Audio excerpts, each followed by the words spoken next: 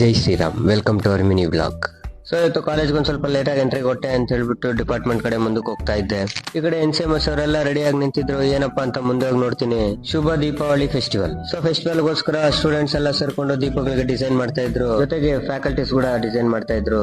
Wow, super ಅಲ್ವಾ? ಒಂದ್ ಕಡೆ ಅವರು ಡಿಸೈನ್ ಮಾಡ್ತಿದ್ರೆ, ಇನ್ನೊಂದ್ ಕಡೆ ಅವರು ಕಲರ್ಸ್ ತಗೊಂಡು ರಂಗೋಲಿ ಬಿಡಿಸ್ತಾ ಇದ್ರು. ಒಂದೊಂದು ತುಂಬಾ ಯೂನಿಕ್ ಅಂಡ್ ಡಿಫ್ರೆಂಟ್ ಆಗಿತ್ತು. ಇದನ್ನ ನೋಡ್ಮೇಲೆ ಗೊತ್ತಾಯ್ತು ರಂಗೋಲಿ ಬಿಡಿಸೋದು ತುಂಬಾ ಕಷ್ಟ ಅಂತ. ನಾನು ಅನ್ಕೊಂಡಿದ್ದೆ ಬರೀ ಹುಡುಗಿರೇ ರಂಗೋಲಿ ಬಿಡಿಸ್ತಾರೆ ಅಂತ. ಇದನ್ನ ನೋಡಿದ್ಮೇಲೆ ಗೊತ್ತಾಯ್ತು ನಮ್ಮ ಹುಡುಗರು ಯಾವ್ದಕ್ಕೂ ಕಮ್ಮಿ ಇಲ್ಲ. ಸೊ NCMS ಅವರೆಲ್ಲ ಫೆಸ್ಟಿವಲ್ ವೈಬ್ಸ್ ನ ಎಂಜಾಯ್ ಮಾಡ್ತಿದ್ರೆ, ಇನ್ನೊಂದ್ ಕಡೆ NCT ಅವರು ಟೋರಿ ಕಡೆಯಿಂದ ಪ್ರಾಜೆಕ್ಟ್ ಸ್ಟ್ರೀಟ್ ನ ಕಂಡಕ್ಟ್ ಮಾಡಿದ್ರು. ಸೊ ಟೋರಿಯಲ್ಲಿ ಸ್ಟೂಡೆಂಟ್ಸ್ ಎಲ್ಲ ಇಷ್ಟು ದಿನ ಏನೇನ್ ಪ್ರಾಜೆಕ್ಟ್ ಮಾಡಿದ್ರು ಅಂತ ಬಂದವರಿಗೆಲ್ಲ ಎಕ್ಸ್ಪ್ಲೈನ್ ಮಾಡ್ತಿದ್ರು ಅಂಡ್ ಡಿಸ್ಪ್ಲೇ ಮಾಡಿ ತೋರಿಸ್ತಾ ಇದ್ರು.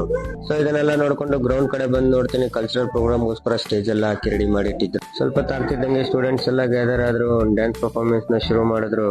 ಒಂದ್ ಪರ್ಫಾರ್ಮೆನ್ಸ್ ಮುಗಿತಿದ್ದಂಗೆ ಫ್ಯಾಷನ್ ವಾಕ್ ಶುರು ಮಾಡಿದ್ರು. ಫ್ಯಾಷನ್ ವಾಕ್ ನೋಡ್ತಿದ್ದಂಗೆ ಮಳೆ ಬರಕ್ ಶುರು ಆಯ್ತು. ಮಳೆ ಏನ್ ಜೋರಾಗಿ ಬರಲ್ಲ ಬಿಡು ಅಂತ ಎಲ್ಲರೂ ಅಲ್ಲಲ್ಲೇ ಕುತ್ಕೊಂಡಿದ್ರು.